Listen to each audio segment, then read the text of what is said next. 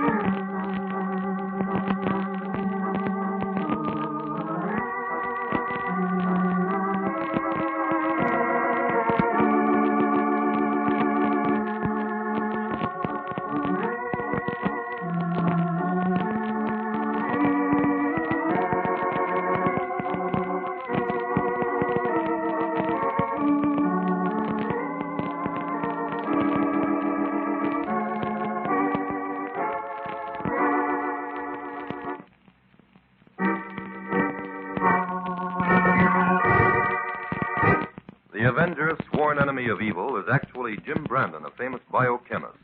Through his numerous scientific experiments, Brandon has perfected several inventions to aid him in his crusade against crime as the Avenger. Most remarkable of these inventions is the highly secret diffusion capsule, which cloaks him in the black light of invisibility. Brandon's assistant, the beautiful Fern Collier, is the only one who shares his secrets and knows that he is the man the underworld fears as the Avenger. And now, the Avenger and the Hooded Circle.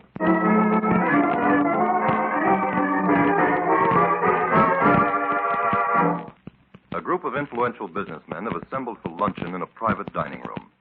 The conversation during the meal has been general, but as soon as the dishes have been cleared away, Howard Gleason, self-appointed chairman, calls for order. Gentlemen, your attention, please. I know that all of you are wondering just why you were invited here. Benton, would you stand over there near the door, please? Don't let anyone come in here. Right, Mr. Gleason. Now, gentlemen, I'll come straight to the point. If you will look about you, you will see that this gathering is composed entirely of influential businessmen who have resided here in Springville for many years. The reason for that is this. You men have an investment in this town. I mean the real Springville, not the noisy honky-tonk it's become within the past few years. Now, don't you think the time has come for us to protect our homes and investments here and get rid of the grifters who are ruining our city? Just a moment, gentlemen. Let me have a few opinions. Bob Clifford has the floor. Well, I agree with you, Gleason. I think the situation here in Springville has become intolerable. In fact, it's reached the point where the decent citizens must drive out the riffraff or they'll drive us out. But what can we do? You can't just order these people out of town. As long as they're making money here, they'll stay. That's just it. They're within their legal rights. What? Are we to stand by and let them destroy us because of that? No, something better be done. Gentlemen, there is a way to handle this, if you men have the courage to adopt it. Well, what is it? I think you'll find us willing to cooperate. All right. Here's the blacklist. Let's see if we agree on that first. Number 1, Ambrose Greer. I think that Greer has stepped on the toes of every man here in one way or another during the past 3 years. Well, let me acquaint you with his latest plan. He is gradually buying up all that old mill property along the west fork of the river. He intends to dam up that tributary and convert its power to his mill. Now, if that happens, our hopes for a state park on that fine land are doomed. Well, he's got to be stopped, that's all. Let me continue, Clifford. Second on this list is Jarvis Peyton. When timber was badly needed, he bought up that forest land beyond the lake and made a fortune chopping it. Now he intends to ruin the entire woods in that section in order to clean up more. Well, that's carrying profiteering a little bit too far. And what about that Ringo Tupple who runs the gambling boat out on the river? That place is a disgrace to this community. But what's to be done about it? As far as I can see, all we can do is start the ball rolling to have a few laws enacted to restrain these people. That would take too much time, Benton. I have another plan, but I do not feel at liberty to discuss it here. Well, where can we discuss it, then? The utmost secrecy will be required, but I think my plan will prove quick and effective. Well, when can we hear it, Gleason? We're willing to listen. Those who are interested will meet in the deserted barn at Cronin Corners tomorrow night. I thought it might be well to adopt a plan to shield the identity of those who wish to work within this group. There is a package here for each of you. It contains a robe and hood. Wear them tomorrow night. Otherwise, you cannot be admitted to the Hooded Circle.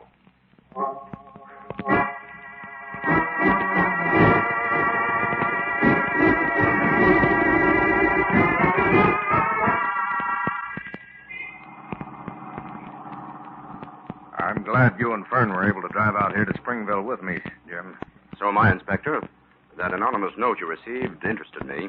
Inspector, what was in that note to bring you and Jim Tearing out here to Springville? Well, among other things, Fern, it contained a warning that Springville is in for a reign of terror. But isn't this outside your territory? Yes, it is. I called the Springville sheriff about it, but he's laid up, so he wants me to take over for the time being. Well, of course, Inspector, we may be out here on a wild goose chase.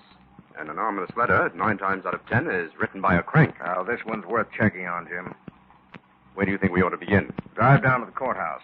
I'll make a few inquiries of the officials there.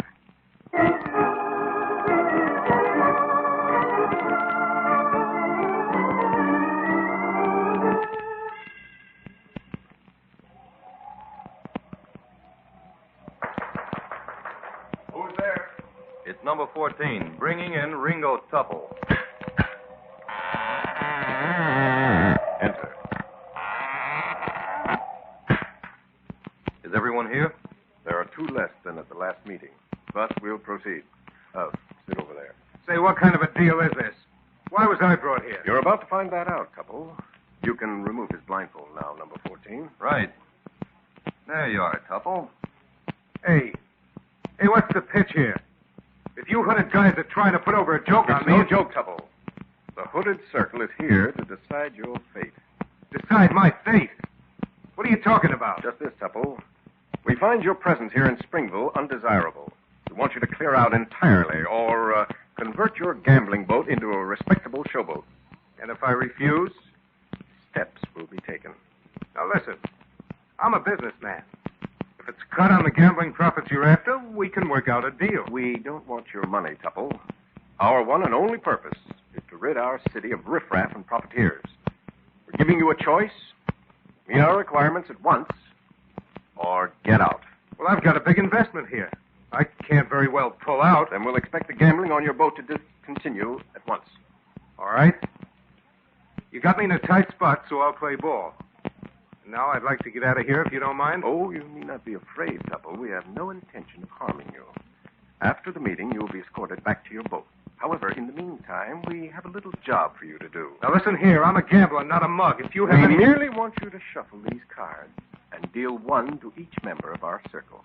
What for? Never mind that. Here, take the cards. You will note that all of the low cards have been removed in order that the number of cards equals exactly the number of hooded men gathered around you. Check the deck and tell us if the Jack of Spades is there. Yes, it's here. Then shuffle the cards and deal them. We have a mission for the man who gets the Jack of Spades. Step up, men, and form a circle.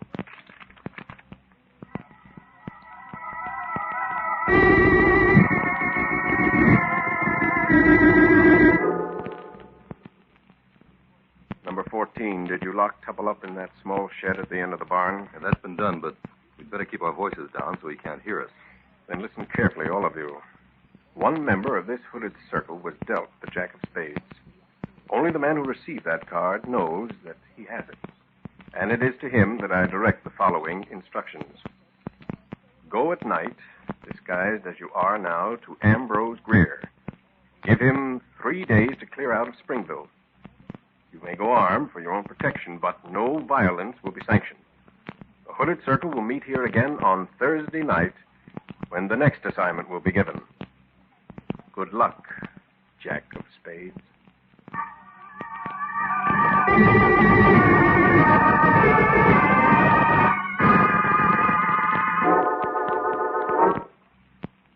Where's the inspector, Jim? I thought he was to meet us here on the porch of the hotel. He's still out trying to trace that letter, Fern. Have you made any headway on that, Jim? No, and I'm glad we haven't. So glad. Why? Because that means it probably was the work of the crank, and that no reign of terror is threatening Springville. I hated to think that perhaps a group of citizens here had decided to take the law into their own hands. You think that's what the letter implies? Yes. And that sort of thing, regardless of its intention, is vicious and unpatriotic. It should have no place in a civilized society where the law of the land is the best law for each individual living under it. You're right, Jim. Oh, here comes the inspector now. And he looks as though he swallowed a canary. Jim, we've hit on something big here. What have you found out, Inspector? Come upstairs, Jim. In 10 minutes, we're going to have a very interesting visitor.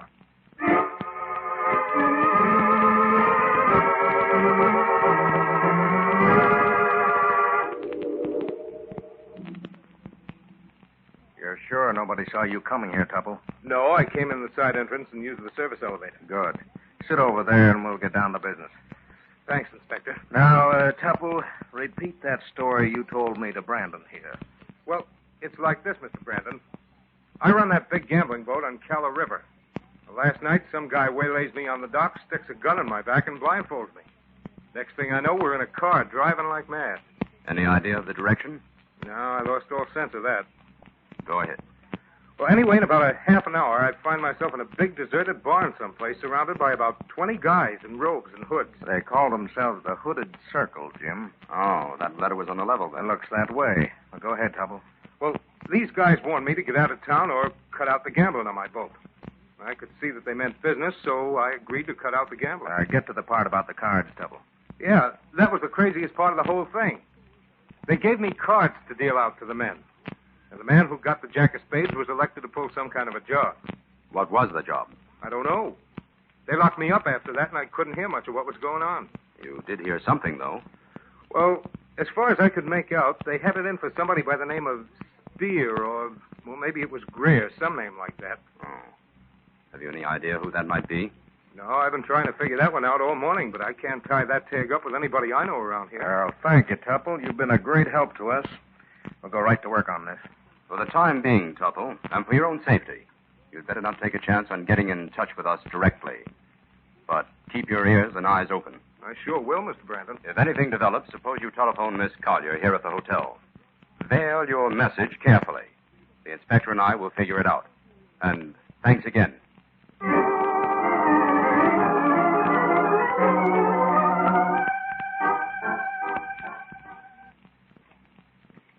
That's the address, Jim. 14 West Maple Street. Well, Fern, I hope we have more luck with the Greers than we had with the Spears. Yes. Which Greer is this? Ambrose. I'm being systematic and taking them in alphabetical order. Oh, good. Say, this is quite a pretentious-looking place. Well, come on, let's take the bull by its horns. Well, according to the telephone book, this Ambrose Greer owns a whole string of sawmills. Well, that sounds respectable enough. Doesn't seem to be anyone at home, Jim. Oh, well, it must be. I can see a light burning on the back of the house. Maybe you'd better try the door, Jim, just in case anything might be wrong in there. I think I will. The door's open, Fern. Come on. Anybody home? He would hardly have left the door unlocked if he went out, would he? I don't think so. Let's investigate that light in the back of the house. All right. Through the hall, here. Fern, stay back. Don't come in here. What is it, Jim? Go to the telephone, quick. Call Inspector White. Tell him we found the first victim of the Hooded Circle. He's been murdered.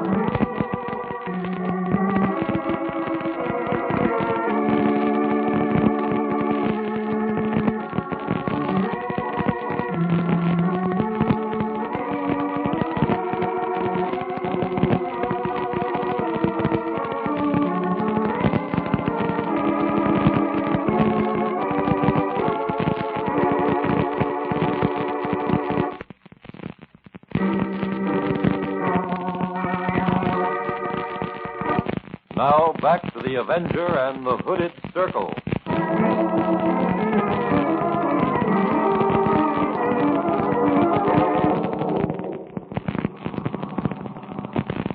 Oh, there, just ahead is the third barn we picked out from the plane this afternoon, Fern. This one's in a much more deserted section than the other two, Jim. Well, let's pull up and see. Oh, there's been some cars around here recently. Look at those tire marks. Hopeful sign. Come on, Fern, let's investigate the barn. This is the place. I'm surprised that the door isn't locked. It's got a big latch here on the inside. We'll leave the door open so we can see. Fern, this is the meeting place, all right. Look, here are the remains of several candles, and here's the wrapper from a pack of cards. Well, what now, Jim? Tupple said he was locked in a small shed at the end of the barn. Let's look for that. Jim, here's the door. This must be it. Yes. This is the shed. Everything ties up there. Yes.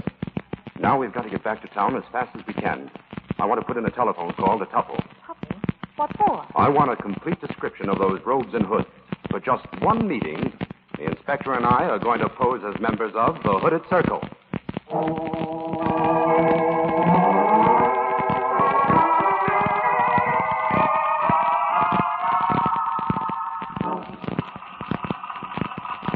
Well, how are you making out with your sewing, Fern? Oh, I seem to do all right on the straight seams, but I get ahead of myself on the sharp curves. Well, this robe looks as if it might hold together for one meeting anyway. Now, Inspector, no remarks from you. After all, when I was hired as Jim's secretary and assistant, I was not informed that plain sewing would also be required. Oh, will you answer it, Fern, please? All right, Jim. Hello? Yes, this is Miss Collier. Oh, yes, I'd be glad to take a message. I know who it's for, Mr. Tupple. Go ahead. Right. I have it. Thank you very much. What did Tupple say, Fern? It didn't make any sense to me. He said, I've been invited to a private game of cards tonight at 10 o'clock. Fine. That means the Hooded Circle is meeting tonight. Come on, Fern, back to your sewing. We've got to get those costumes finished.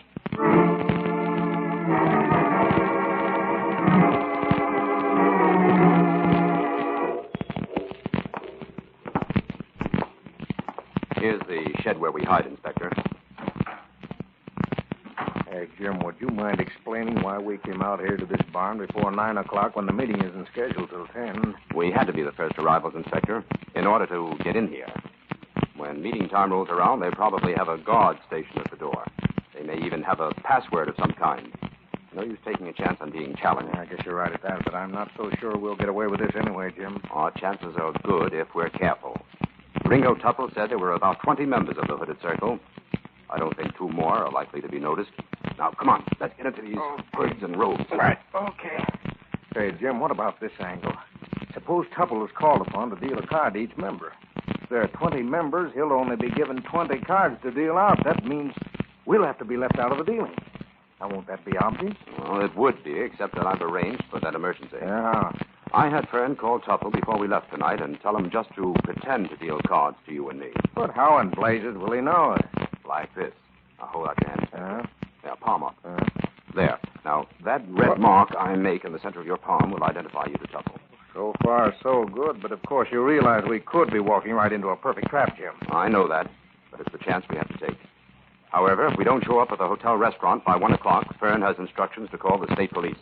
Well, in the meantime, all we can do is wait and hope this scheme of yours works.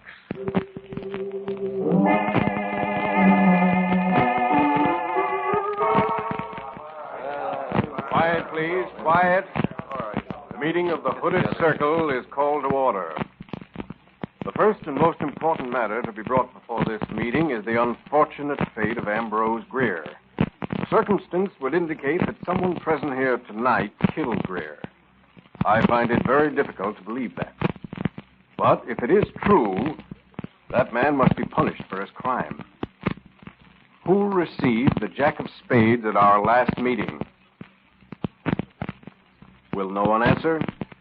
Order, please. Order. Order. Well, who that man was, only he himself knows. Greer must have been killed in self-defense. No member of this circle would kill in cold blood. But what's all this the newspapers are saying about Greer being robbed? I don't believe those stories have any basis in fact. However, let this tragedy be a lesson to all of us to act cautiously and wisely in the future. Nothing more than a warning must be given to these others on our list. Well, who's next? Let's get this over with. Jarvis Payton. Tell him his timber cutting days in Springville are over. Give him 48 hours to get out of town. Payton's away on business. He won't be back until tomorrow morning. That'll be time enough. Now, bring in Tupple. We'll let him cut the cards. Right. The man who gets the jack of spades will handle this next assignment. And I would caution him once more. Give Payton a warning. Nothing else. Here's Tupple. Oh, here you are, Tupple. 20 cards. Each man will leave as he receives his card. Now, shuffle and deal them, Tupple. For a better Springville.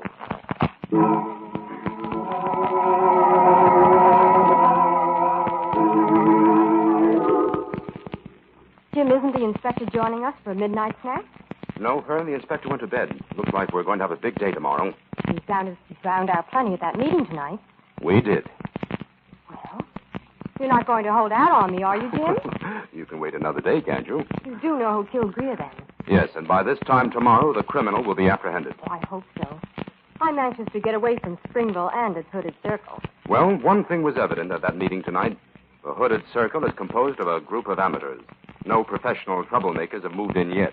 That ought to make it easier to dissolve. But how are you going to expose Greer's murderer, Jim? A man by the name of Jarvis Payton is next on the list to be visited by a member of the hooded circle. Payton lives alone in the timberland beyond the lake. He'll arrive home from a business trip in the morning. And I think he's marked for murder. And if I know you, you're going out there tonight to wait for him. Right, Fern. The Avenger must be on hand in the morning when Payton's murderer arrives.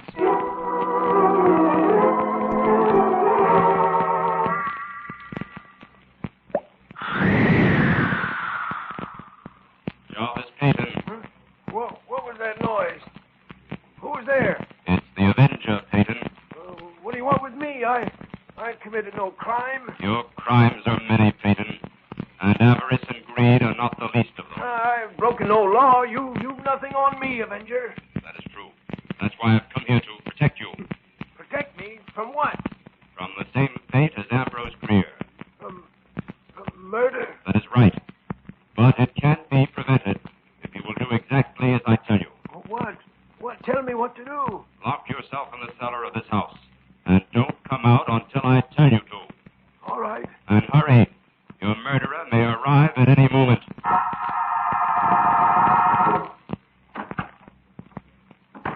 Payton? Payton, where are you? Got a message for you.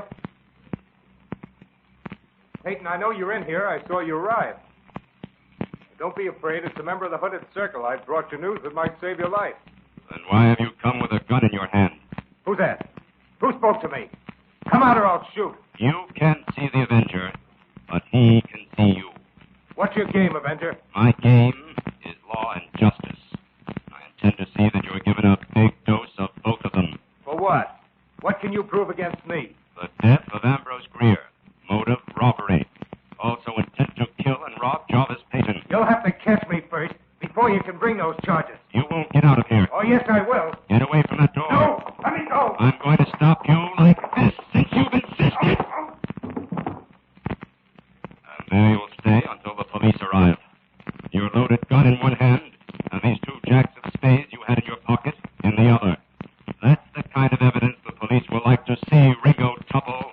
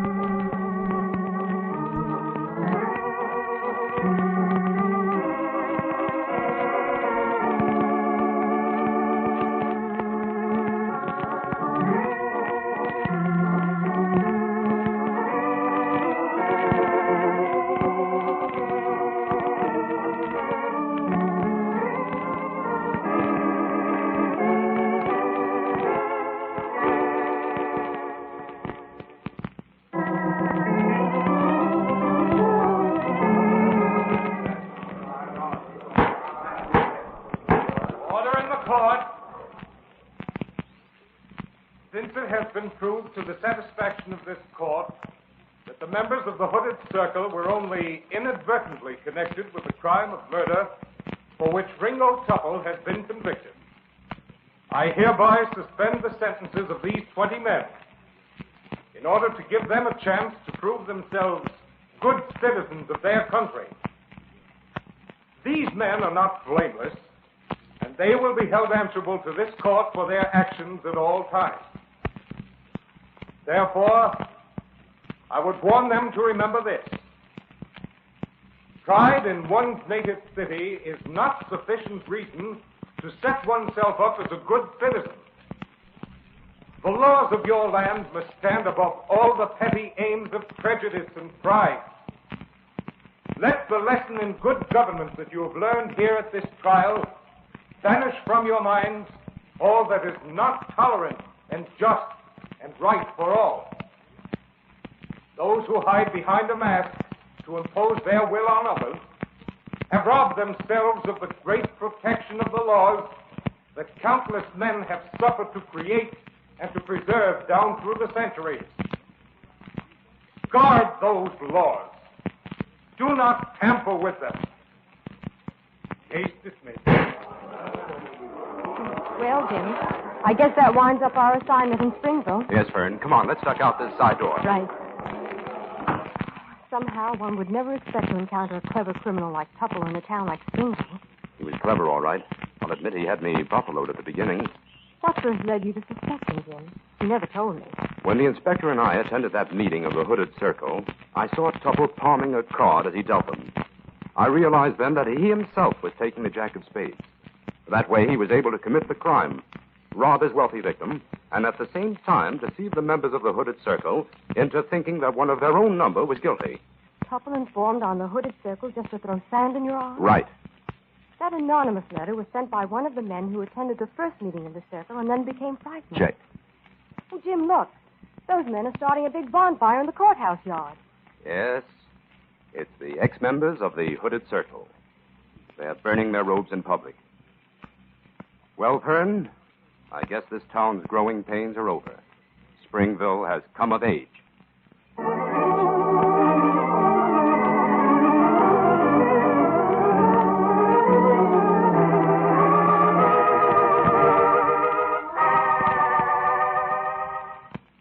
All characters, names, places, and plots used in the Avenger program are fictitious.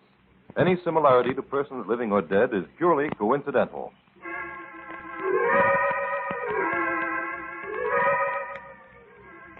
This is a thought. A thought. A thought. Remember, listen for another adventure of... The Avenger.